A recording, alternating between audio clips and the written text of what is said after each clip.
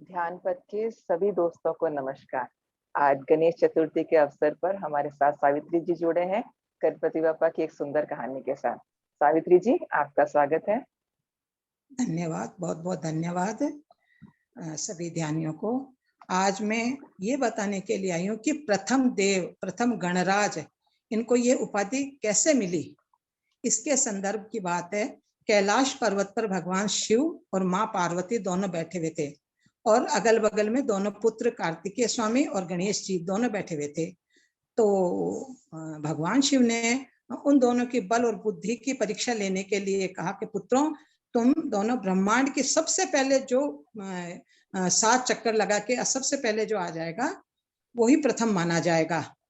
पुत्र तैयार हो गए और कार्तिकेय स्वामी अपने वाहन मयूर पे बैठ के उड़ान भरी उन्होंने। गणपति देवा जो थे वो बल बुद्धि के दाता थे। उन्होंने देखा कि माँ पार्वती और पिता परमेश्वर सदाशिव दोनों बैठे हैं, ब्रह्मांड तो इन्हीं के अंदर समाहित है। उन्होंने अपने चूहे पे बैठा और 7 चक्कर माँ और पिता दोनों के लगा के और आके उनके बगल में बैठ गए। इतने में उनको ब्रह्मांड का चक्कर लगा के आना था, वो तो थोड़ा लेट आके बैठे और उन्होंने देखा कि छोटे भैया आके बैठ गए, चलो ठीक है। तब भगवान शिव जी ने पूछा कि आप इतना जल्दी चक्कर लगा के कैसे आ गए।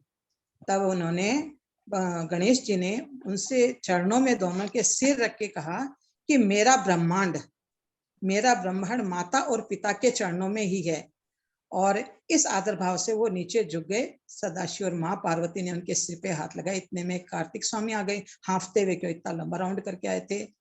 तब उन्होंने कहा कि ये जो संसारी चक्र है ये तो चलता ही रहता है, मगर संसार, स्वर्ग, ब्रह्मांड, कुछ भी कह दो, वो माता पिता के चरणों में। जिन्होंने इस शक्ति को पहचान लिया वही प्रथम पूज्य। सभी देवगणों ने इस बात को सहर्ष स्वीकार कर लिया था कि जो भी हमारे ब्रह्मांड में, हमारे देवलोक वैकुंठ में, हमारे देव समाज में सबसे प्रथम जो गणपति पूजन है वो सबसे पहले होती है और सबने उनको प्रथमता से स्वीकार कर लिया।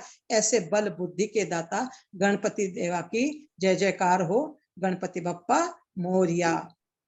यही इस कहानी में सार निहित है। धन्यवाद जी, धन्यवाद धन्यवाद। बहुत ही सुंदर सावित्री जी, आपका भी बहुत बहुत धन्यवाद इस सुंदर कहानी हमारे सामने रखने के लिए।